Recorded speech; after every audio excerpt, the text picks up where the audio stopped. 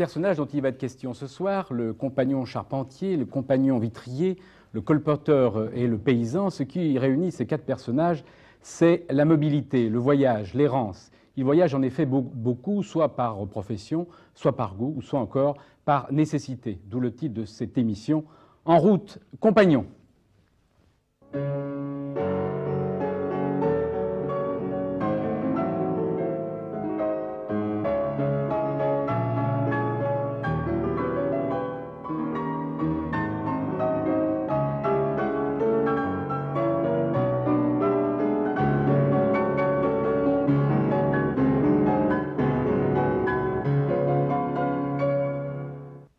Je vais d'abord commencer par la dame. C'est Claire Craft-Pourra. Vous êtes la belle-fille de l'écrivain Henri Pourra. C'est d'ailleurs vous qui publiez chez Gallimard les trésors, les fabuleux trésors des contes de Pourra.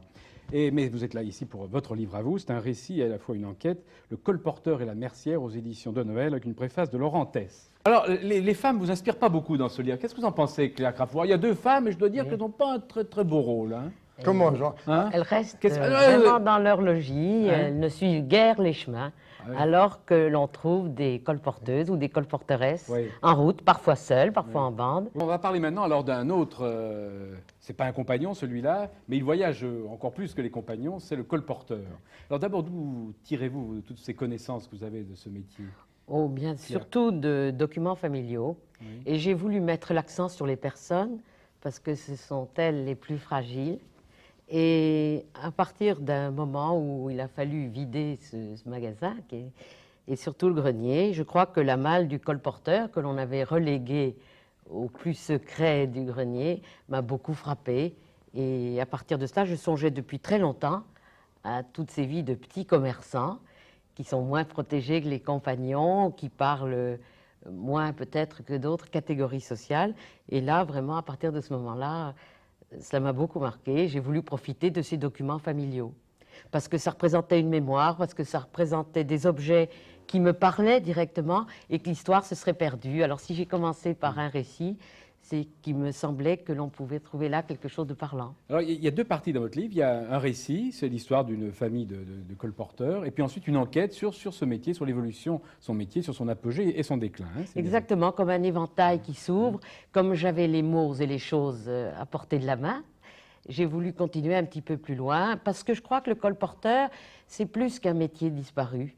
Ça représente quand même toute une manière de vivre, ou une civilisation qui était autre, où vraiment il y avait le contact, les gestes, la parole, et que, en même temps, le colporteur, quand on le confronte à la société, on dirait un prisme ou un révélateur. Les choses ne se présentent plus exactement pareil. Si l'on regarde, par exemple, les privilèges des imprimeurs parisiens, si on regarde l'attitude de Louis Hachette, si on regarde les réactions même de Diderot, qui est particulièrement virulent, à ce moment-là, on n'a plus la même lecture.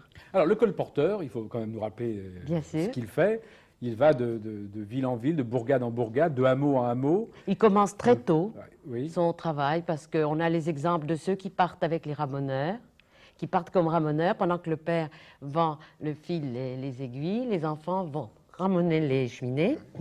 Et puis, même les petits ramoneurs, merciers, qui sont loués, qui étaient vendus par les familles pour pouvoir aller très tôt à demi mendier et à demi vendre. Et je crois que déjà le premier pas de pousser la barrière, de rentrer dans une maison, déjà c'est un pas considérable. Oui, c'est un pas hardi d'ailleurs. Hardi et difficile. Courageux. Courageux, absolument. Et vraiment, je crois que pour eux, la vente commençait quand le client disait non. Qu'est-ce qu'il y a dans leur panier, dans leur hotte, dans leur...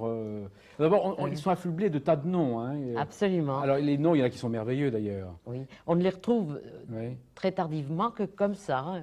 C'est d'abord le mercereau ou le mercelet, qui vient l'héritier du propolat latin au propolet. C'est déjà le double sens de proxénète, d'entremetteur, d'intermédiaire. Ils ne produisent pas vraiment de leurs mains. Et Dieu sait si on leur reproche. Les paysans, eux, sont acceptés, ou l'artisan, mais là, c'est un intermédiaire, alors on lui reproche sans arrêt le fait d'être un peu inutile. Oui. Et puis ils vendent leur absolument alors, ils s'appellent aussi, non mais ils ont d'autres noms, il y a le porte-balle, parce qu'ils portent donc une balle, il y a les pieds poudreux, c'est merveilleux. du Moyen-Âge, la voiture à talons. Ah oui. Et puis alors tous les surnoms sexuels, parce que dans le fond, ils passent là à la ferme, les hommes sont absents, on se méfie d'eux, ils sont hors de leur quartier pendant des mois. Alors il y a le bic, le bite, le bicarel, le bicareux, et on s'en méfie énormément. Ouais. Bon, alors ils vendent quoi? Oh, ils vendent absolument de tout, du fil, des almanachs, des petits livres, des étuis de bois.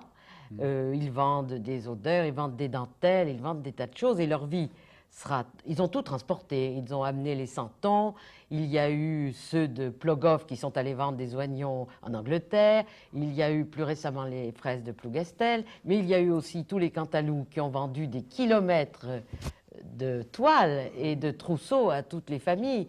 Il y a...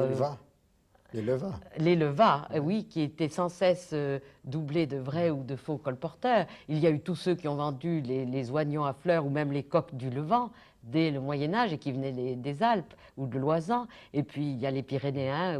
Bon, alors vous dites que le 19e siècle marque l'apogée et en même temps le déclin des colporteurs. C'est vrai, pourquoi? parce que je n'ai pas trouvé, hélas, de documents comme vous en avez trouvé. Le premier et le seul pour le XVIe siècle, c'est le fameux Péchon de Rubis.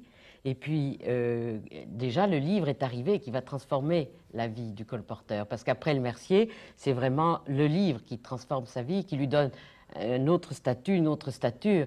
D'ailleurs, souvent, on ne demandait pas pour les livres de sorcellerie, par exemple, eh bien, on ne demandait même pas le mot, parce que, vous savez, quand on parle de quelqu'un, ça fait sortir le loup du bois. Alors, on disait, et c'est une anecdote qu'on m'a rapportée récemment, « Donnez-moi le dessous du panier ».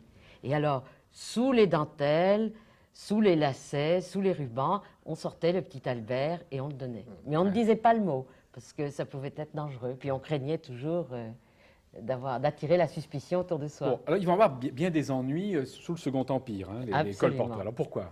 Eh bien parce qu'à ce moment-là, d'ailleurs, quand ils ont fait de la propagande pour une politique, ça s'est toujours retourné contre eux, parce que ceux qu'ils ont soutenus les ont lâchés par la suite. Mais sous le Second Empire, on redoutait particulièrement leur circulation et le fait qu'ils puissent combattre les idées de l'empereur. Et à ce moment-là, il y a eu d'abord un double système de timbres, d'abord dans le département et puis un timbre général, et après un seul timbre général, mais tous les imprimeurs de province étaient pénalisés, et peu à peu, avec le développement des communications, ils ne pourront plus s'en sortir. Il y a plusieurs raisons qui expliquent l'aversion, finalement, qu'ils vont susciter chez les puissants. D'abord, c'est qu'ils colportent des livres et des informations séditieux. Hein. Absolument. Bon, alors ça, évidemment, le pouvoir ne peut pas leur pardonner. Absolument. Bon. Et ils ont commencé très tôt, oui. parce que dès qu'il y a eu la réforme qui a profité de l'avance de l'imprimerie allemande, ils ont transporté ces livres. Et à un moment, Théodore de Bèze dit, et c'est au XVIe siècle, et au Mans, 1561, il y avait un pauvre marchand de fils et d'almanachs, c'est-à-dire tout à fait étranger, dont le gouverneur a fait si peu de cas qu'il l'a brûlé à crédit. C'est-à-dire que 350 ans avant, on trouve presque le même terme qu'emploiera Louis-Ferdinand Céline avec mort à crédit. Pour les représenter. Deuxièmement, ils font de la concurrence aux sédentaires. Absolument. Qui protestent de plus en plus. Oui, hein. absolument.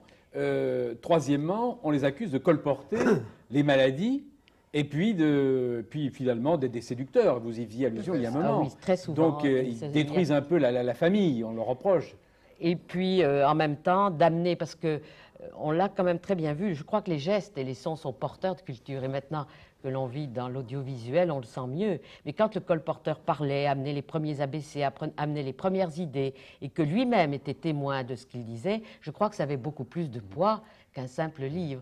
Et à ce moment-là, on les redoutait énormément. Et puis, alors, on les redoute aussi parce que, tout simplement, et ça, vous les appelez troubles fêtes. Et c'est vrai que, d'une certaine manière, ils apportent, surtout quand dans des fermes reculées, ils apportent la fête. C'est la fête du livre, c'est la fête du tissu, c'est la fête des images. Absolument. Et en même temps, ce sont des troubles fêtes. Des bijoux, en même temps, des bijoux, des colliers, des parures.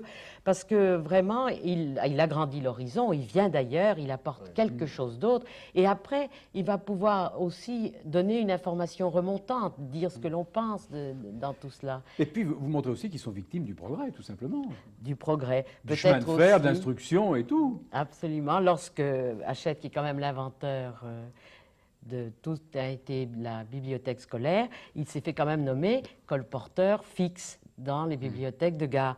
Et à ce moment-là, il a publié à 6 mois d'intervalle d'abord un premier mémoire contre le colportage en disant vraiment l'instruction obligatoire aura au moins le mérite de pouvoir éteindre le colportage, qui est nocif. Et 6 mois après, il dit « Ah, mais dans le fond, je suis colporteur fixe et c'est un bienfait parce que j'arrive à diffuser les livres de tout le monde. » Et finalement, il s'en est servi tout en le détruisant. Et l'état de Mercière, c'est la dernière métamorphose du métier de colporteur. C'est le sédentaire qui a gagné provisoirement, puisque de toute cette lutte qui est très ancienne, on les retrouve déjà depuis les fripiers, dans leur contestation, dans leurs foires séparées, la Mercière, peu à peu, va gagner et s'installer. Évidemment, peut-être parce qu'elle avait plus de ténacité et qu'elle sentait que les choses devaient en venir là. D'un autre côté aussi, c'est la concurrence terrible qu'ils se font les uns aux autres, hein, ces colporteurs. Oui, mais pourtant, il y a une solidarité extraordinaire entre dès qu'un prix baisse chez un fournisseur, que ce soit pour la toile ou que ce soit pour le livre, toute la corporation en est informée. Et puis, ils sont à la merci du chemin, ils n'ont aucune sécurité et ils sont quand même obligés de s'entraider. On le voit avec Péchon de Rubis, ils sont structurés assez tôt et hiérarchisés et ils s'entraident quand même assez extraordinairement. Et ils sont souvent volés. Ils sont assez souvent volés, parce que même là, on retrouverait l'apport des comptes. Ils sont guettés au coin du bois, et cela très tôt, parce qu'ils transportent des marchandises et de l'argent.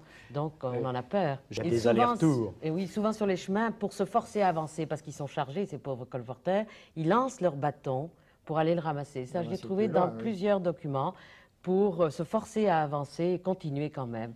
Parce qu'il y avait le poids aussi de la charge. Quand je laissais tomber. Alors, Claire Graff-Pourra, là aussi, vous citez beaucoup de chansons, mais ils les vendaient. Est-ce que vous les connaissez? Non, je ne les connais pas, malheureusement. Vous ne savez pas les chanter? Parce que souvent, c'est sur l'air de, et puis pour retrouver l'air de qu'ils citent, on ne le retrouve pas. Il n'y avait pas la phrase musicale. Et il y avait bien sûr, surtout beaucoup de Noël, parce que je crois que ça a été les plus grands succès. Et dès le début, que ce soit à Troyes ou les autres ateliers, avec les images, beaucoup de Noël. Les Bourguignons, c'est l'époque. Oui. Alors, évidemment, par contraste, on peut dire que là, il y a une sorte d'impudeur chez les colporteurs ou chez les compagnons vitriers. Hein. Ce sont surtout les constats des voyageurs. Vous disiez... Et je disais que c'était le constat des voyageurs en voyant après les villages qui se vidaient de tous les habitants et des habitantes qui mouraient d'une maladie qui leur était inconnue parce que les colporteurs l'avaient ramenée.